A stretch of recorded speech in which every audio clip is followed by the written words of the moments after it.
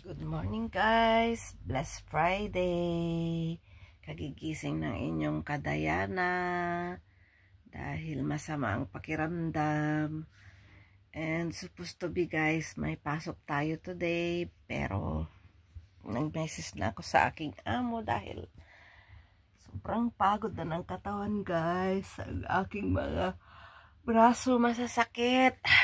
Ayan, dito na nga pala tayo guys natulog sa ating bagong maliit na kwarto. Yan guys, pero hindi ko pa siya naayos kasi bagong lipat nga ako dito sa maliit. Sobrang liit lang guys ang inuupaan ng inyong inday kasi nagtitipid tayo. Ayan, yan ang hangiran ng aking mga clothes, pero hindi ko pa yan naihangir ang aking mga clothes. Nandun pa siya sa maleta guys. Mahirap maglipat habang ikaw ay nagtatrabaho. So paunti-unti lang guys ang aking pag-aayos, kaya makalat pa ang aking room. Yan ang aking maliit na bed. Yan guys. So dahil hindi ako pumasok ngayon, I decide na magsisimba kaming magkakapatid, and then pagbalik sa kanila ako maglilinis guys.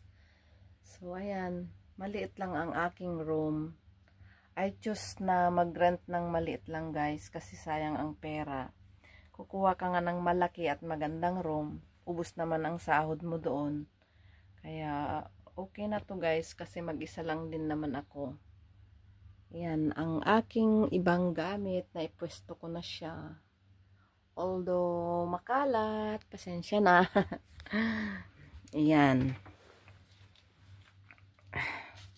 So, ito naman ang aking bathroom guys. Ito ang aking pintuan sa aking kwarto. Ayan ang aking bathroom, makalat. Yan, pasensya na guys. Ito naman ang hallway.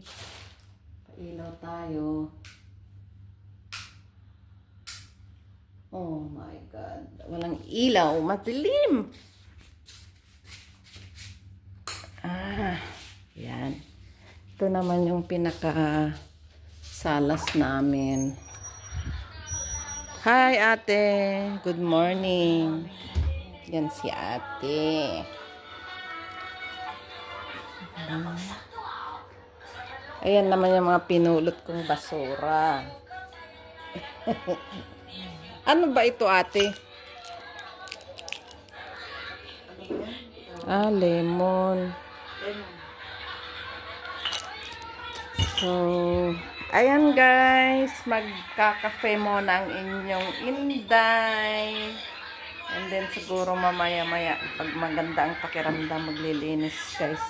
So ayan guys, hanggang dyan lang muna ang aking update sa aking bagong room na maliit. See you in my next vlog guys. Bye!